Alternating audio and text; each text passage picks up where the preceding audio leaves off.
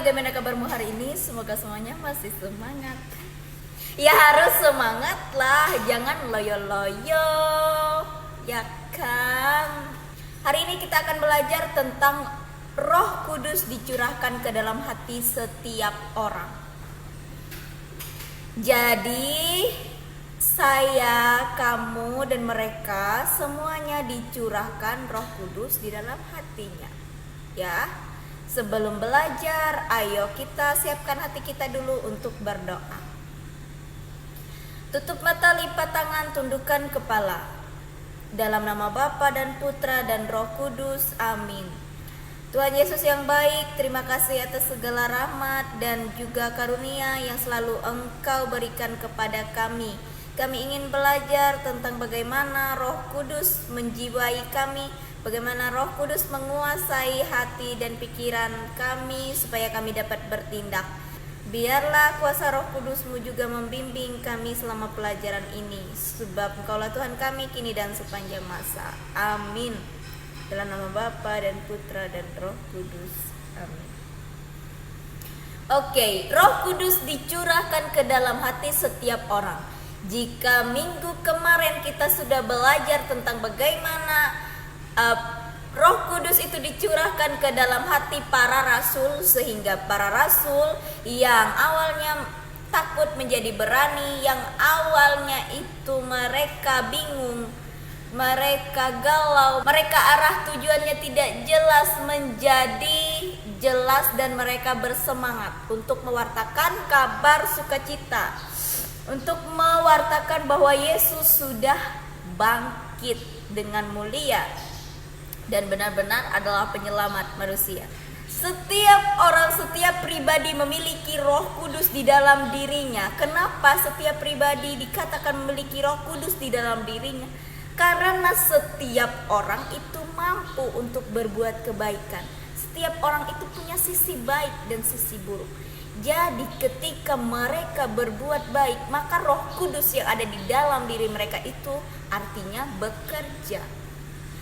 Seperti bangsa Indonesia pada masa penjajahan, Roh Kudus itu dicurahkan ke dalam hati para pahlawan yang sudah gugur mendahului kita, supaya para pahlawan kita ini memiliki pikiran, memiliki kepedulian, memiliki semangat berjuang, memiliki kekuatan yang dimampukan oleh Tuhan supaya mereka melawan penjajah, supaya mereka memerdekakan Indonesia, sehingga kita pada masa kini menikmati kemerdekaan yang mereka perjuangkan pada masa dulu. Setidaknya sekarang kita merdeka, bisa sekolah, bisa belajar, bisa melakukan apa yang kita inginkan, bebas melakukan segala sesuatu tanpa tekanan dari para penjajah.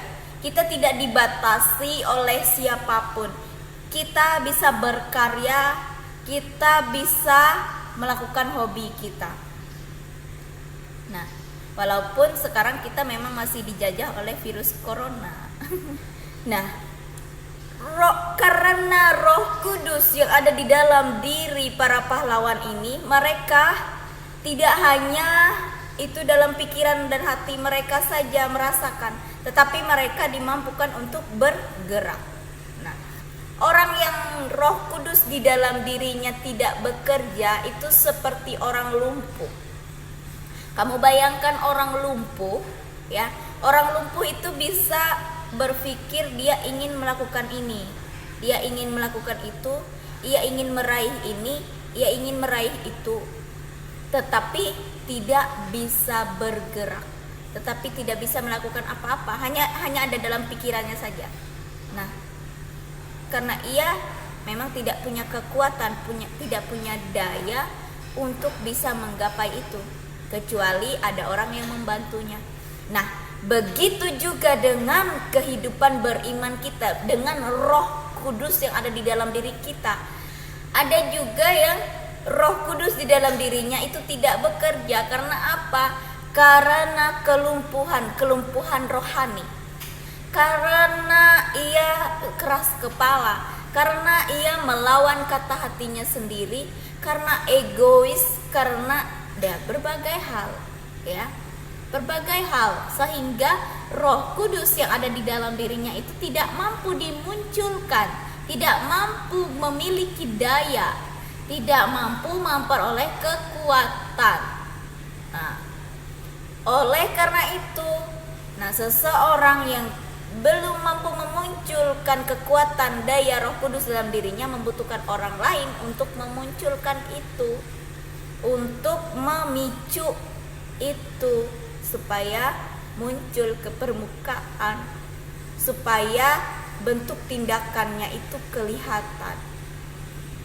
Karena kebanyakan dari kita ada yang tahu itu baik, mengerti itu baik, mau melakukan itu karena itu baik, tetapi kita tidak mampu melaksanakannya, tidak memiliki daya untuk melaksanakannya.